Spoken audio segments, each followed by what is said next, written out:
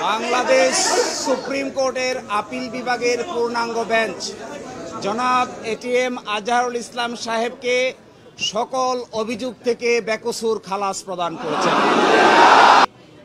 এখন থেকে জামায়াতে ইসলামীর সাবেক ভারপ্রাপ্ত সেক্রেটারি জেনারেল জনাব ATM Azharul Islam is an innocent man. যে পৃথিবীর ইতিহাসে এটি একটি ট্র্যাভেস্টি অফ ট্রুথ, অর্থাৎ বিচারের নামে অবিচার। আরো বলেছেন,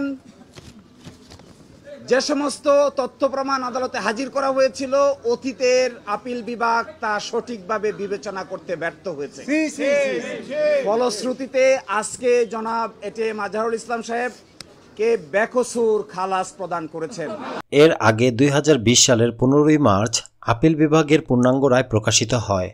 এরপর তা পুনর্বিবেচনা চেয়ে ওই বছরের 19 জুলাই আপিল বিভাগে আবেদন করেন আজহারুল ইসলাম।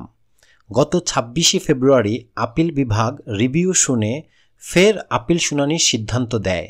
এটাই প্রথম মানবতাবিরোধী অপরাধের মামলা যেটি রিভিউ পর্যায়ে আসার পর ফের আপিল শুনানির অনুমতি পায়। 71-এর যুদ্ধাপরাধের অভিযোগে 2012 সালের 22 আগস্ট মগবাজারের বাসা থেকে আজহারুল ইসলামকে গ্রেফতার করা হয়। তখন থেকে তিনি কারাগারে আছেন।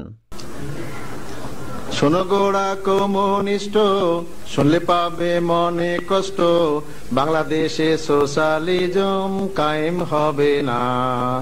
শোনো গোড়া কমিউনিস্ট, শুনলে পাবে মনে কষ্ট, বাংলাদেশে কমিউনিজম কায়েম হবে না।